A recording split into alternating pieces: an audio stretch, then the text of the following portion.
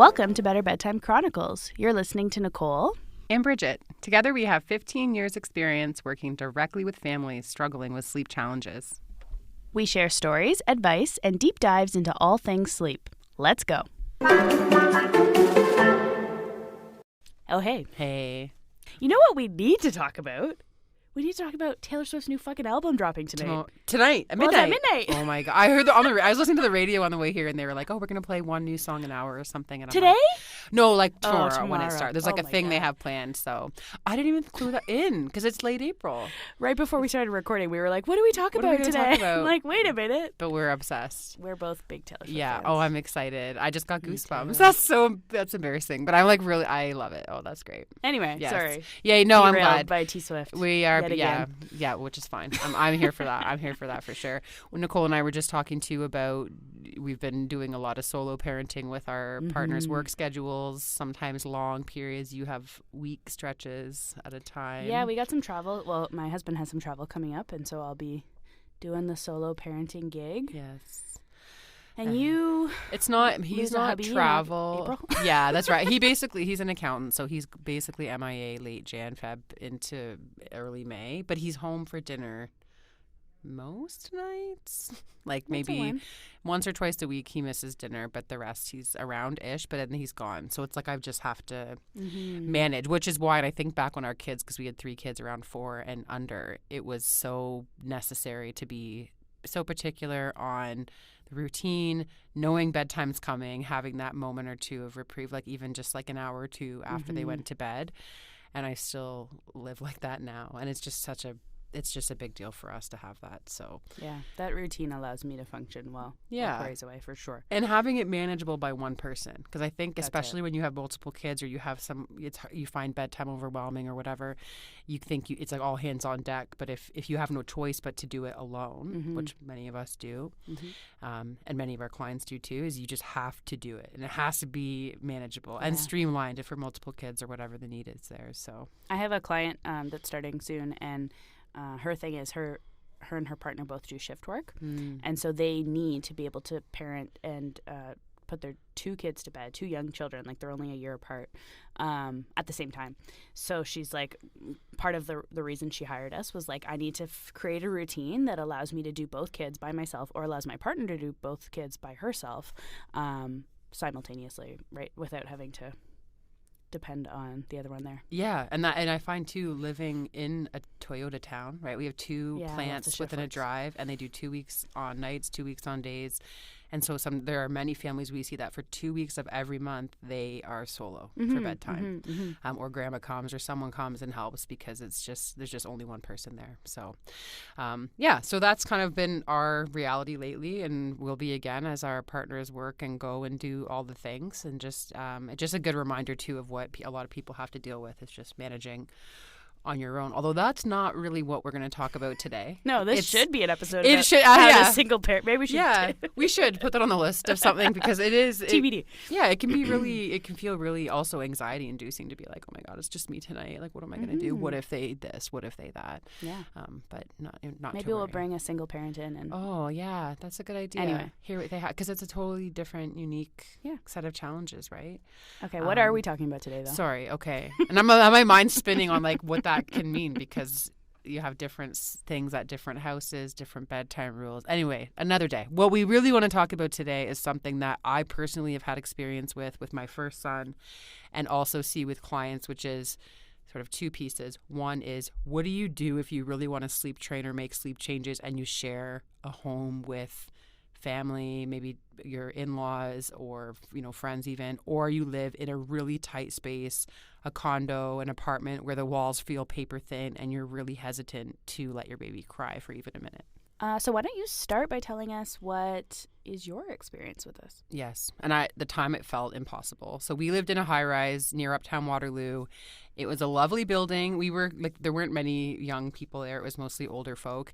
And we lived in on the 4th floor, I remember. And beside me was this wonderful lady who was, I feel, in a tiny way judgmental. She would leave little bits of paper in my little mail slot through my door of just Bible verses and like about like married life, just very like I'm like, is she listening? I don't know. I had that uneasiness You're beside like, me. What does she know about What me? does she know? She was also likely at that time late 80s. We got along fine, but that was on my radar. Okay, is this woman beside us? And then above us was this assistant super. So the super lived on the main floor, but the assistant super, this guy, I forget his name. This was like 13 years ago, I guess, lived above us. And so I remember, and our boy did not sleep. Like I'm telling you, every 60 to 90 minutes for months and months. And I remember saying to my husband, I'm like going to go insane. It's going to happen. I'm going to go insane. And then finally at the time, a colleague mentioned about this concept of sleep training, which I hadn't heard about. And of course, the rest is history. I was really into it. But I read through the sleep training and I'm like, okay, the whole idea is you, not unlike what we do, get good timing, make sure they're wide awake, and give them some space, which meant, and I knew my boy would cry. And he could stand at that point. He's standing, and I knew he'd cry, and it would be this explosive, terrible feeling. So my feelings inside were like built up, like, oh my gosh, he's going to be disruptive. People are going to call Family and Children's Services on me. Like these are the thoughts that went on in my head because I'm neglecting this baby or he's crying. I don't want to disrupt anyone. And so I was so nervous. And I don't know, looking back, what gave us a push to do it anyway. Probably just we had to. Yeah, we had no choice. Desperate, needing sleep. And so I gave the lady next door a heads up. I'm like, just so you know, my baby might cry a little more, but we're here. We're ready. We're helping him. But he, kind of mentioned it that way. And then I said nothing to the super. And in my mind, it was this built up thing of, okay, it's going to be disruptive. I'm going to be in trouble. It's going to be terrible. But it was not. Right? It was like a couple crummy nights. Like he definitely had the stamina to cry. I think he was upset for 50 minutes or something insane that first night. I forget what it was. And of course, I didn't know a lot of what I know now back then. But so it was disruptive in a way. No one said anything. Nobody cared. It was fine. But I know now, too, working with people, that this is a big barrier. Sure. Yeah, absolutely. It's funny. I saw something on like some social media thing the other day, and it was a person who was about to do some sleep training with their kid, and they had made these little gift bags for each of their neighbors with like a little note that just said like, just so you know, this is what's happening, like super fine, everything's good, we're very much there, there's nothing going on, here's a little like, I think it was like a little like bottle of wine and like a cookie or I don't know, whatever, here's something to snack on while you hear the baby cry, just try and let it go. It was so cute.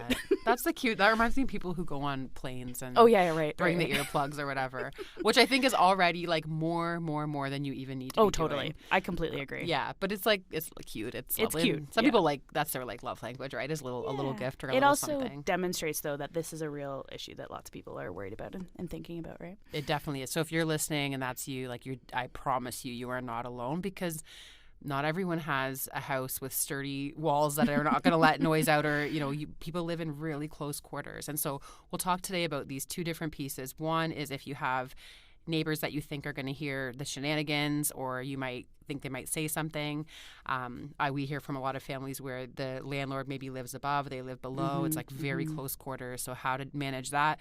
And then the other is like if you live in a home with more than just your immediate family. So your parents, your in-laws, your brother-in-law, whoever, and the cherry on top of that will be what if they have a very different opinion about this than you, and how do you manage that? Judgment or criticism. Yeah, and so maybe we start then with this idea of you, like what I was living in. You have people that you're like, oh, they're going to hear, oh, they're going to say things. What if they do this? Like I'm nervous, and just this is where you have to really, and easier said than done, especially as a new parent, but stand in your confidence with your choices of like, I'm doing this for the betterment of my little one's sleep, their well-being overall. Yes, it could be disruptive, but it's very short-lived. Yeah, for sure. And I think the short-lived piece is really key. This is something that I talk to families about just generally, right? Because often when they get to us, they're like, well, we don't want to listen to them cry for months and months. Or their baby has been crying, like mine was before I sleep trained, for months and months, right? And so I often say, like, actually, sleep training results in less crying, believe it or not. And it's, usually it's a couple hard days like you describe, and then it gets significantly better quickly. And then there is, of course, all babies cry, and by the way, that's a healthy thing. But like inevitably they will continue to cry, but generally it reduces pretty quickly. And so often the like total amount of crying has decreased post sleep training. Yeah, that's a good point too, because if you're before you sleep train and things, assuming of course if you're considering sleep training, things aren't going beautifully. You're often up dealing with really broken sleep, but crying and fussiness around it, not only at night but during the day too. So this is like a way that we're maybe kind of funneling it into one area where it's like, yeah, it might be intense up front, but it is, as you say, really short-lived. This too shall pass. Yeah.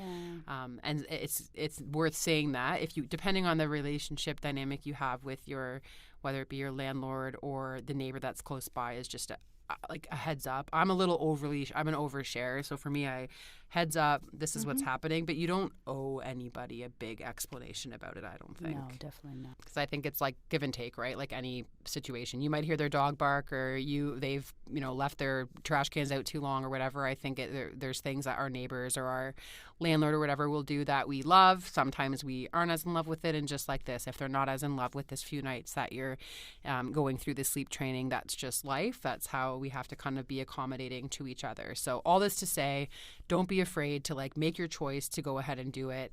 And to be, if you wanted to be overly nice, you could say, heads up, I'm doing this. Or like Nicole saw on social media where we hear about, here's earplugs and a cookie I baked, or here's something like, just give me some grace here for a couple nights, and then know that even if they aren't okay with it or they aren't as receptive, that doesn't have to change what you're about to do, because this is something you're absolutely allowed to do.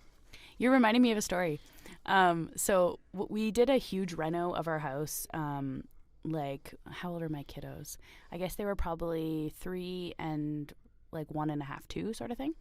And so we were like, maybe they were younger. I don't. I feel like it was 4 years ago, 3 or 4. Yeah, you're right. They must have been younger because we were sleep training Izzy. Yes. So she would have only been like 6 months. I don't know. Whatever. It's all a blur. Yeah, that's right. That's right. But anyway, we were sleep training Izzy, and so we were in like the thick of it, and we had the contractors come through for like a site visit before this whole thing started. So I'm like walking. There's like 4 different like men of varying ages at my house, and I had to put Izzy down for a nap. So I was like, give me a sec. I just got to go put my kid down for a nap. So I went upstairs, put the kid down. And she never, at that point, she like barely cried. Like she was really easy to sleep train. Like she did maybe one like 20-minute bout, and that was it. But for some reason, I think probably because I was rushed and I was, worried about the men in the house and whatever, just like trying to focus on what I was doing, she started to cry. So I'm down there like talking to them and like showing them around the house and whatever. And she's upstairs crying. And so I said, I'm sorry, like she'll be fine. She'll fall asleep in a minute. Like like babies, right? Like I just made a joke or whatever. And so then like 2 of the men like clearly had children and were like, oh yeah, of course. Like, yeah, we did the same thing. No worries. And then one of the men looked at me like I was crazy. Like I got the vibe he didn't have kids. And then the 4th guy had his own like little baby at home, and he looked like devastated by the choice I had made. He was like so critical, but also like maybe curious. Anyway, at the time I didn't know any of this, what I'm about to say, but so I just was like, oh God, this guy's like super judging me. But she fell asleep pretty quickly and it was fine and life went on. And then like months and months later, after I got to know him really well, he said like, in our house, like we co-sleep, and like my wife has really strong opinions about sleep training. So he kind of like shared that he was like super judging me. Oh my gosh. Oh my gosh. But luckily in that moment, I felt really confident with my choice. So I wasn't really, I didn't care. And the other pieces, those other 2 parents who were like, oh yeah, totally, we get that. We're here. And so I guess my point here is like, just because there's someone who's going to have one opinion, there's going to be someone else who has the other opinion, right? Like, yes. And you can find the support where you need it in your contractors or whomever else. Yeah, that's right. Yeah. But yeah, that was a ridiculous that is hilarious. Story. I think that's a perfect segue into our next piece of this puzzle, which is, what if you do have people in your house who are not happy about what you're doing, right? And maybe they're related to you, maybe or are they a contractor and they're leaving, maybe, but is it a lot of homes that we go into, it's a multi-generation situation. How do you deal with this when sleep is going so terribly and you want to make the choice to do some type of intervention? Let's say it's sleep training, of course, in our case. How do you manage those very strong, sometimes very vocal opinions about sleep training? Mm-hmm. It's tricky. And so I like to, looking on the lighter side, if it's a family home or even it's roommates, whatever you got, and everyone's on good terms, then you would still have this kind of conversation. Just so you know, as you're probably aware, things have not been going great with sleep. We're making this decision to do something called sleep training. It's going to be disruptive to all of us. You're going to hear it. Things you can do to help you get through it as the other adults in the house would be having white noise or a fan in the room. Don't be afraid of using earplugs. Do what we got to do, because we're looking at a couple probably tough nights, right? That intensity up front. So just giving them a heads up so that they know it's coming. And of course, this is assuming, too, you're doing everything you can to try to minimize crying, which is what we're all about. And usually that boils down to timing, how the routine looks, making sure they're wide awake going down. And then finally, how is that parent responding, and is it helpful or not? Because those pieces can really have an impact on how long crying goes on for. So that would be ideal, right? We have and that's kind of nice thing too, when we go to homes and the whole family's involved or everyone there, and we all talk it through so everyone's together and supportive. But I've also been in many scenarios where that's not the case, and you have a very strong opinion from someone else in the house that you should not be doing this.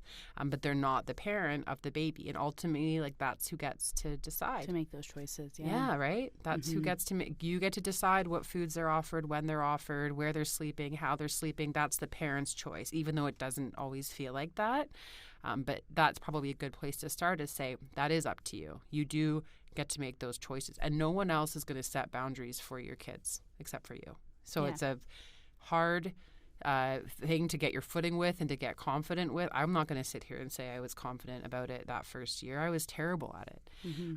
But you've eventually learned, and you're probably smarter than me and will learn much faster to be like, okay, absolutely not. This is what has to happen. And so just finding your own confidence in it is a good place to start. It's an interesting thing because, I do a lot of postpartum therapy work, and a huge component of that is always the conversation of, like, it's interesting how easy it is, or how much easier it is for parents to set boundaries for their children than they can for themselves. So I talk to a lot of women who are, like, self-proclaimed people pleasers, who really struggle with, like, prioritizing their needs over other people's. But when it comes to their children, they've found in the first year of life that they all of a sudden have this capacity to set boundaries that they didn't have before, or they're struggling to build that capacity, and they're finally aware that this is a necessary thing. And I'm also, I often reflect with my clients along the idea of, like, how interesting is it that you can put these boundaries in place, or you can recognize the need for these boundaries for your children, but you struggle to recognize the need for yourself, or you struggle to put those things in place. Often we find our voice, that mama bear storyline, right? We find our voice for our kiddos, especially for women who have, like, traditionally maybe struggled with, setting boundaries and speaking up and saying the things that are important to them, likely a result of how we're socialized. Isn't that true? I was going to say, why do you think it is that we're more inclined to do it for our kids, but it's harder for ourselves? There's a narrative, certainly in, like, our Canadian, North American society, that mothers and women ought to be self-sacrificing. There's certainly this story that, we as women maybe don't speak up. We're taught to kind of, like, share our opinions delicately and with ease and gently, and to not, take up too much space in the world, right? Yes. So that's the storyline that we are, that we subscribe to as young women in our culture. And so we're taught not to speak for our needs and set boundaries. And then when we have kids, all of a sudden we recognize, oh, actually these people are our responsibility. We feel this weight of responsibility for our children. And so we can kind of, like, circumvent some of these like, deeply entrenched beliefs that we hold about our place in this world, because our kids need it from us, right? And so it gives us, like, power because we're speaking on behalf of someone else. But of course, when I'm working with my clients, the thing I'm doing is trying to instill, not only do you have power to speak for your children, but you also have power to speak for yourself, and you deserve to take up space not only for your children, but also for you.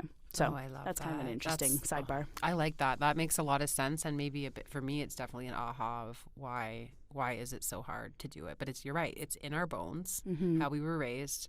You're right. Take up less space, say less, be dainty, all these things. And you know what's super cool is when you start to do this, when you start to do this for your kids, when you start to set these boundaries for your children, and when you start to set these boundaries for yourself, well, guess what you're doing? You're demonstrating to your kids the value of having that, the value of taking up space and having your needs met and standing up for what your needs are.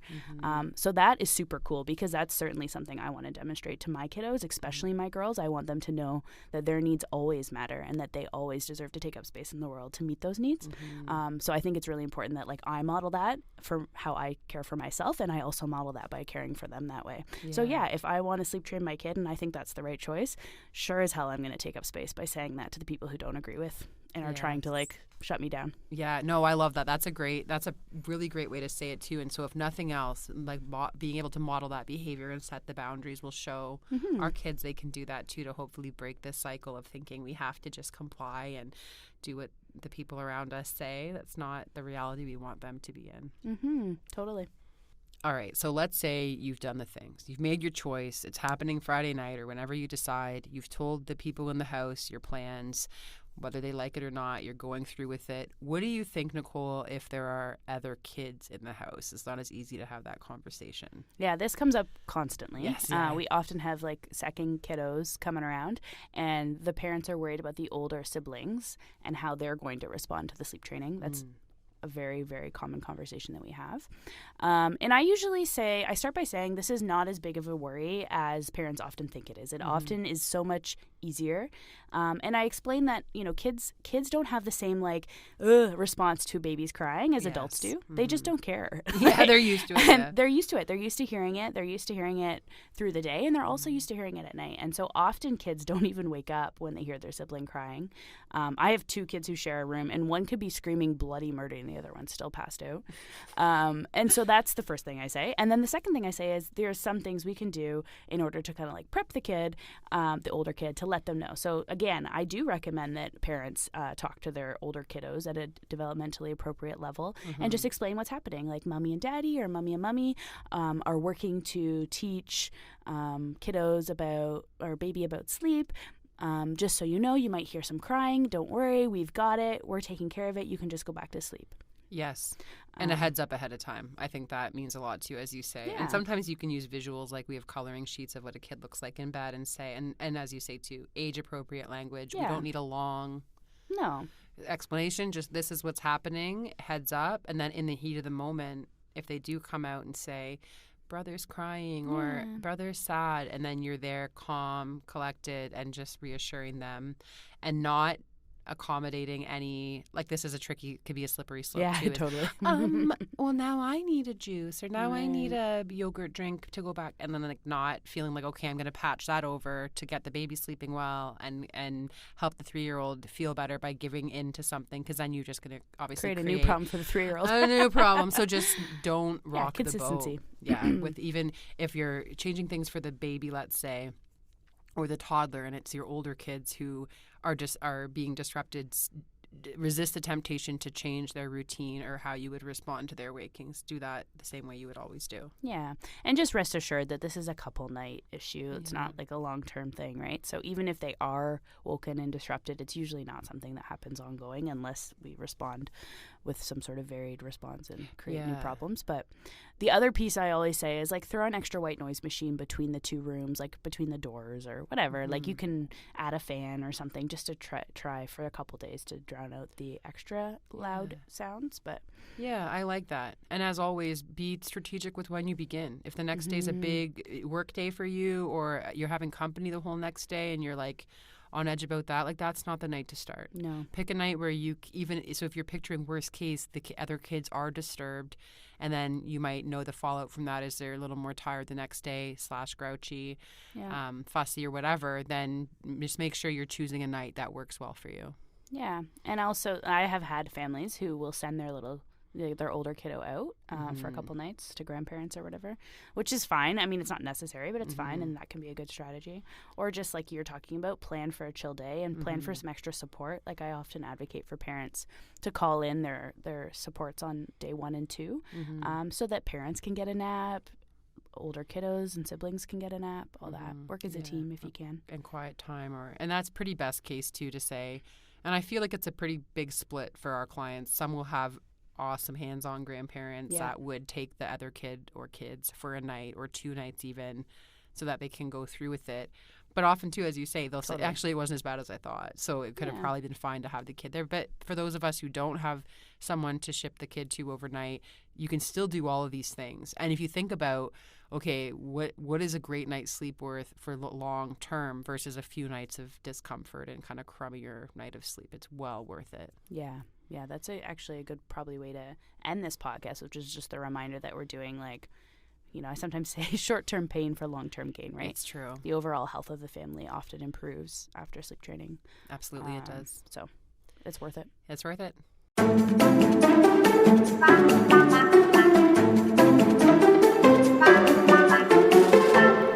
Thanks for listening. Just remember, the shit is hard, but you are killing it. To stay in touch, you can find us at betterbedtime.ca.